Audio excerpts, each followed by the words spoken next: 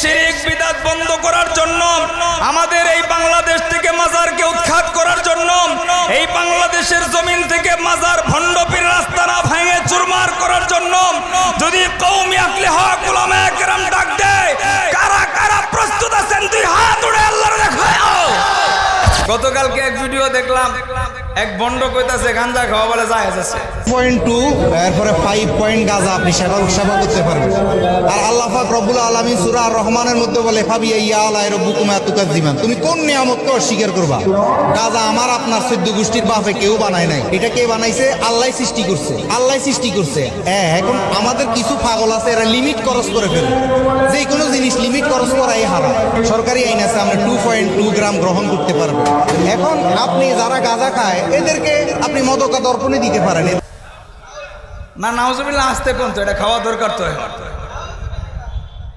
এক মন্ড কই আল্লাহ যদি এটা জায়েজই না করতো তো এটা দিছে কে লিগা?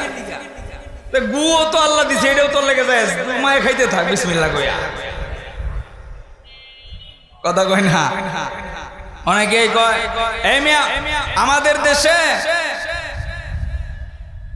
গোটা পৃথিবীতে আপনি যদি মাজার যদি জায়েজ থাকতো তাইলে তো সর্বপ্রথম নবীজির রওজা মাজার বানায় দিত। কথা কয় না? এই জোরে বলেন ঠিক কিনা? আমি শাহালির মাজারে গেছি দেখতে, যায়া দেখি ফালা দইরা গাঞ্জা খায়, পুলিশে তাকায় তাকায় দেখে আরো টহল দিতেছে, মানে পাহারা দিতেছে। তাহলে বাংলাদেশের ম্যাক্সিমাম মাজার গুলোতে গাঞ্জা খা। কথা কয় না? কথা বলেন ঠিক কিনা? সুতরাং এই মাজারের পক্ষে আমরা কখনো থাকতে পারি? এই মেয়ে আপনার বাপ মা যতদিন আছে মনে রাখবেন, এর চাইতে বড় পীর আপনার জন্য পৃথিবীতে আর কেউ নাই। কোরআন হাদিসের একটা হাদিসও দেখাইতে পারবেন না যে পীরের ভবন নিচে জান্নাত।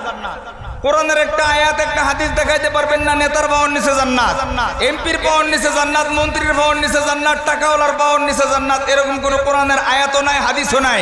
কিন্তু আল জান্নাতু তাহতা কদামিল উম্মাহাত, মায়ের পায়ের নিচে সন্তানের জান্নাত। জোরে কোন সুবহানাল্লাহ।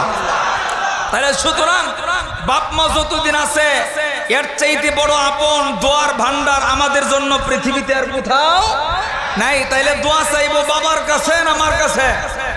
জোরে বলেন, দোয়া চাইবো বাবার কাছে না মা বাবার কাছে? ভণ্ড পীরের মাজারে যাব? বরঞ্চ আজকে আমাদের বাংলাদেশের 95% মাজারে গাঞ্জা খাওয়ার আস্তানা হয়ে গেছে। কথা বলেন ঠিক কিনা? সুতরাং আমাদের বাংলাদেশে কোনো মাজার থাকবে? জোরে বলেন থাকবে? এই শিরক বিদআত বন্ধ করার জন্য, আমাদের এই বাংলাদেশ থেকে মাজারকে উৎখাত করার জন্য, এই বাংলাদেশের জমিন থেকে মাজার ভণ্ড পীর রাস্তা না ভেঙে চুরমার করার জন্য যদি কওমি আকলে হক উলামায়ে কেরাম ডাক দেয়, কারা কারা প্রস্তুত আছেন? দুই হাত উঠে আল্লাহর দেখাও। আল্লাহ কবুল করুক, বলেন আমিন। ইমানে জোর আছে, আবার ফিটানি দেখলে আবার দৌড় দিয়ে না উল্টিয়া দেখবেন। আন্দোলনে গেছে, যে ঠাস করে একটা শব্দ হয়েছে, খালি দেখবেন মানুষ নাই, স্যান্ডেল ভরে রয়েছে। কি পরিমাণ! আবার দেখবেন স্লোগান কি মারে, জিহাদ জিহাদ জিহাদ চায়, জিহাদ করে মরবার চাই, কতক্ষণ পরে হ্যাঁ নাই, স্যান্ডেল ভরে রয়েছে। এরম জিহাদ করি না, আছে না নাই? আল্লাহ হেফাজত করুক, বলে না আমিন। আর একটা জবান খুলে বলে না আমিন। তাইলে বাপ মার খেদমতের প্রয়োজন আছে না নাই? তাদেরকে সন্তুষ্ট করা আমাদের দরকার আছে না নাই? বাপ মা সন্তুষ্ট যদি অর্জন করতে পারি, আল্লাহ এই দুনিয়াতেও কামিয়াবি দিবে, আখেরাতে জান্নাত দিয়া আমাদেরকে পুরস্কৃত করবে। যেরকম সুবহানাল্লাহ। হুমা জান্নাতুকা ওয়া নারুকা, আল্লাহর রাসূল বলেন বাপ মাই তোমার জান্নাত, বাপ মাই তোমার জাহান্নাম। এই মিয়া, পৃথিবীতে কানা লোকের কাছে কেউ বিয়া দিতে চায় না। হাত নাই, পা নাই, লুলা বুবা মানুষের কাছে কেউ মাইয়া বিয়া দিতে, কিন্তু কোন মানুষের ঘরে ভাগ্যক্রমে সন্তানটা কানা লুলা হয়েছে, এলাকার মানুষ আত্মীয় স্বজন ডাক দেয়া কই এই বাচ্চা লুলা কানা এটার লইয়া কি করবে? এটার রাখিয়া বলেন তো, বাপ মাইকে তখন ফালায়া দেয় না আরো বুকে টেনে নেয়? কানা দেখে বাপ মায় ফালাই দিছে, বোবা দেখে বাপ মায় ফালায় দেয়।